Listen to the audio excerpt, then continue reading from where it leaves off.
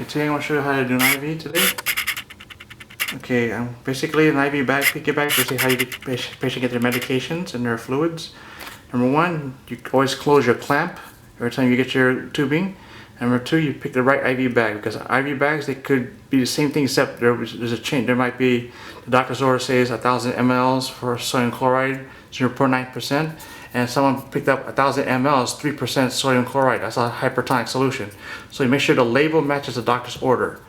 And make sure you read the label carefully. And the last one is, do not let the IV line touch the floor, okay, because it's an infection control, okay? And basically, if you know how to do this, you know how to do a drop factor. So basically, the patient requires, the order is 1,000 mLs. Let's say, get this for you, 1,000 mLs for 8 hours is 125 mLs an hour. Times 10 the drop factor. The drop factor is always in the tubing. Basically, if you look at the paper, no, sorry, not paper. You look at this guy here. Okay, it's 10 drops per ml. That's your drop factor. Okay, every tubing is different. So you do that. You do by gravity. You get 21 drops per minute and 5 drops every 15 seconds. And you do the exact same thing for a secondary piggyback, which I'll show you later. At 150 mLs at 1.5 hours, you make it to 100 mLs an hour times 10. The drop factor, as I say, is 10 for testing purposes, but the packing material for the tubing will say otherwise. So 1,000 mLs times 10 divided by 60 is 17 drops per minute, or 4 drops every 15 seconds. Okay. Now I'm going to show you how to do this the correct way. Okay. First of all, you get your tubing. I'm sorry I used it because I was just busy practicing with it. You get your clamps right here, and you always close it.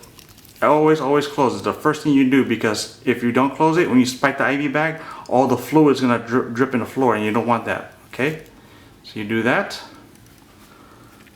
Okay, you always close, and what you will try to do is try to make this clamp here as close as possible. Open this, so it'll slide. Open this, will slide, and you slide it towards like this. Like this, the IV line here. Then you close it. Let's see, close IV line here. This is also a clamp also. It's also a backup clamp. It does the exact same thing. So basically, I'm just going to let this open. Right there, it's open. And basically, you just hang like there. And there's a plastic tube here, which I removed. You unscrew that when you're ready, but when you unscrew the plastic tube, it looks like this. Okay, when you're ready to spike, open this, but do not touch this with anything. Do not touch any with your fingers or anything like that. That's an infection control violation. So you do like this. When it's on a package, it looks like this. But when you're ready to spike your bag, do like this. Put it in a safe area, safe, clean area, and do not touch this at all. Okay, because this goes inside the IV bag. Okay. So I'm just gonna put it back here. Okay. Let me get my IV bag. Okay. You take this guy right here. You open it, because I closed my clamps already. So you do this. You take this guy. You go like this. Okay. Make sure the tubing is closed. Make sure this tubing is closed. Okay.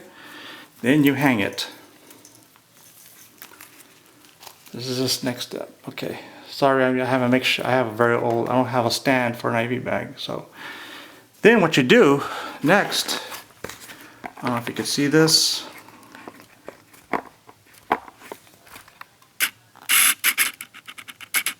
Okay, you squeeze twice until this is basically halfway full. Okay, make sure it's halfway full. Okay, you can see the line right here. Then the most important thing that I almost forgot is that you have to empty, I know I used this already, but you have to empty all of this of air. And the way to do this is that you open your clamp you open your clamp right here. This is your clamp. And you open this until you see fluid go down the tube. And you want the fluid to go down the tube until it reaches the end part right here. End part. This is what goes into the IV. So I know you may not be able to see it, but the fluid, you have to get rid of all this air. And the way to do it is to do the following. So basically, you make sure you clean, make sure your central line or IV line, make sure you clean it with your alcohol swabs before you screw this onto the patient, okay? Because this is the IV line. I don't know if you can see, you see this air right there. So that goes, okay? So what I'm gonna do is, for educational purposes, I will put this in here because I don't want to have a pool in my house, okay? I don't know if you can see. I'm going to put this here. Okay, I don't know if you could see this. Okay. I want to open my clamp very slowly. Okay, if you notice when I open my clamp,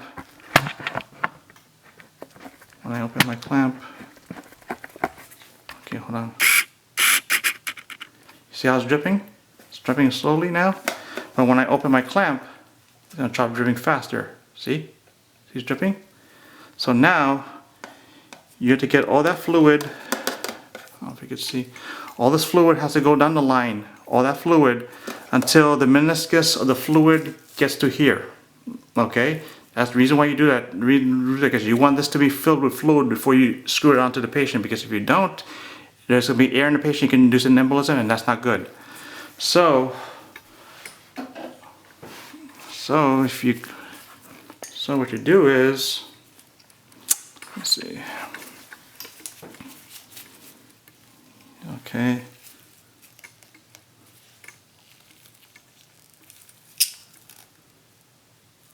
I don't know if you can see, oh my gosh,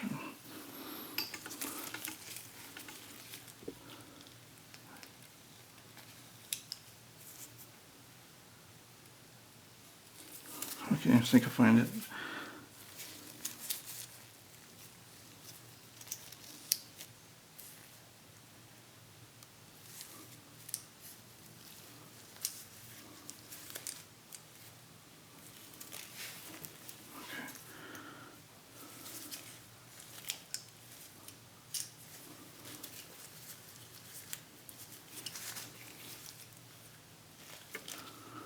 Okay, basically if you can see right there, it's a small air bubble, and you're trying to move this. Okay, you want to, okay, see this, if you notice there's already fluid there. I don't know if you can see. Okay, I'm going to open it, open my clamp. You see the fluid come out? That means that there's no air anymore and there's only fluid in medication or IV fluid in this chamber. So what you want to do is, you want to get the meniscus here. When you open the clamp, you'll want to get it up to here. And when you open the clamp, you see the liquid coming out? That means there's no air in here already. So you don't want to empty all the medication to the floor, which is not good, okay? Then you close your clamp. And that's the way you prime your IV bag here, okay? Now, secondary, what you do is when you prime it in, actually you don't do secondary yet. Remember I told you the drops per minute is five drops every 15 seconds for this? You take your stopwatch. I don't have a stopwatch right now. And you open up your clamp right here. And you calculate every 15 seconds how many drops come in. So, say 1, 2, 3, 4, 5, okay? So 5 drops every 15 seconds. So basically if you're a stopwatch, you count 15 seconds, how many drops you see come out here. If it's 5 drops in 15 seconds or 21 drops per minute, which I would prefer you do 5 drops every 15 seconds because it's easier to time. It's now a full minute, then that's exactly the drip rate you're supposed to have, okay? But make sure you do the math correctly, okay? So to prime a secondary, you close the clamp. Make sure you close all your clamps when you prime a secondary. Secondary is a little bit, it's almost similar to the primary, but it's only one small difference. Okay, you see that line right there? Do not let it touch the floor, okay? You might touch the floor because I don't have anything to hold this up. So I'm gonna get my second line. Okay. Your secondary line is gonna come with something like this. This is a hook. This, because the piggyback, the small bag is supposed to be up here. The second bag is gonna be up here, and the primary bag will be down here. Okay, and I'll show you what I mean. Okay, so just hold on a minute. So I'm gonna take this.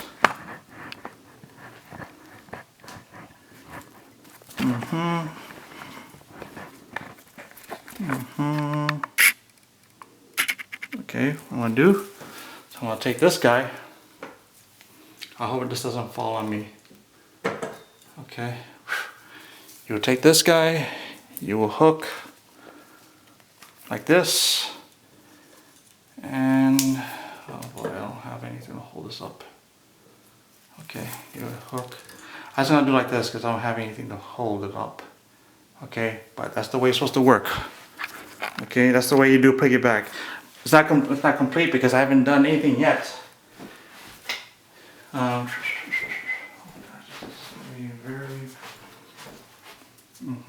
See, hold up this. Let me see, excuse me. Shit.